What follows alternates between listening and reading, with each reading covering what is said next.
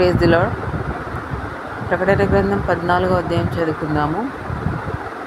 మరియు నేను చూడగా, ఇదిగో ఆ గొర్రెపిల్ల సీయోను పర్వతం మీద నిలబడి ఉండెను. ఆయన నామమును ఆయన తండ్రి నామమును నొసళ్ళయందు లిఖింపబడి ఉన్న 144,000 మంది ఆయనతో కూడా ఉండిరి. మరియు విస్తారమైన జలముల ధ్వనితోనూ గొప్ప ఉరుము ధ్వనితోనూ సమానమైన ఒక శబ్దము పరలోకము నుండి రాగా వింటిని. నేను వినిన ఆ శబ్దము వీణెల వాయించుచున్న వైణికుల నాదమును పోలినది. వారు సింహాసనం ఎదుటను ఆ 4 జీవుల ఎదుటను పెద్దల ఎదుటను ఒక క్రొత్త కీర్తన పాడుచున్నారు. భూలోకము నుండి కొనబడిన ఆ 144,000 మంది తప్ప మరి ఎవరునూ ఆ కీర్తన నేర్చుకొనజాలరు. వీరు స్త్రీ సాంగత్యమున అపవిత్రులు కాని వారును స్త్రీ సాంగత్యము ఎరుగని వారునై ఉండి, గొర్రెపిల్ల ఎక్కడికి పోవునో అక్కడికెళ్ళను ఆయన వెంబడింతురు. వీరు దేవుని కొరకును గొర్రెపిల్ల కొరకును ప్రతిఫలముగా ఉండుటకై మనుష్యులలో నుండి కొనబడిన వారు. వీరి నోట ఏ అబద్ధమును కనబడలేదు. వీరు అనింద్యులు. అప్పుడు మరి ఒక దూతను చూచితిని. అతడు భూనివాసులకు అనగా ప్రతి జనముకును ప్రతి వంశముకును ఆయా భాషలు మాట్లాడు వారికిని ప్రతి ప్రజలకును ప్రకటించినట్లు నిత్య సువార్త తీసుకొని ఆకాశ మధ్యమున ఎగురుచుండెను. అతడు, మీరు దేవునికి భయపడి ఆయనను మహిమపరచుడి.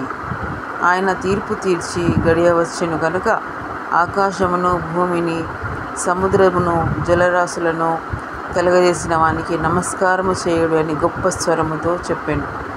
వేరొక దూత అనగా 2వ దూత అతని వెంబడి వచ్చి మహోద్రేకముతో కూడిన తన వ్యభిచార మద్యమును సమస్త జనులకు త్రాగించిన ఈ మహాబబులోను కూలిపోయెను అని చెప్పెను. మరియు వేరొక దూత అనగా 3వ దూత వీరి వెంబడి వచ్చి గొప్ప స్వరముతో ఇలాగు చెప్పెను.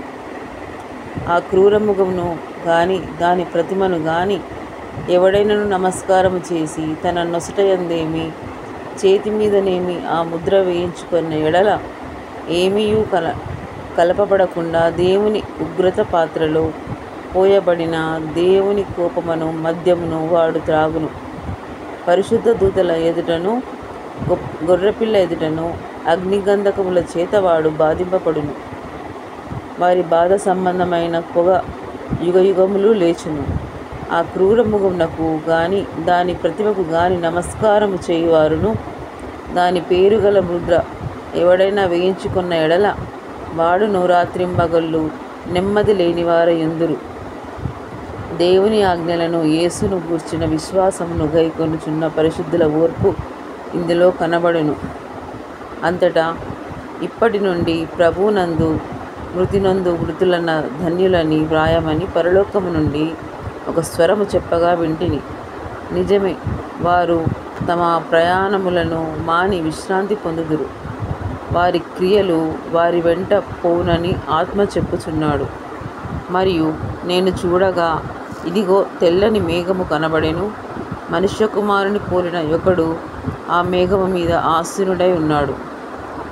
ఆయన శిరస్సు మీద సువర్ణ కిరీటమును చేతిలో వాడిగల కొడవలియు ఉండెను.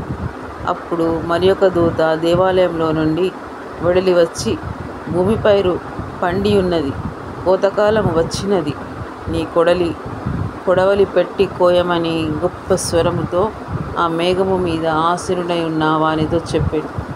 మేఘము మీద ఆసీనుడై ఉన్నవాడు తన కొడవలి భూమి మీద వేయగా భూమిపై కోయబడింది. ఇంకొక దూత పరలోకమందున్న ఆలయంలో నుండి వెడలి వచ్చాడు. ఇతని యొద్దకు వాడిగల కొడవలి ఉండెను. మరి ఒక దూత బలిపీఠము నుండి వెడలి వచ్చెను. ఇతడు అగ్ని మీద అధికారము నొందినవాడు.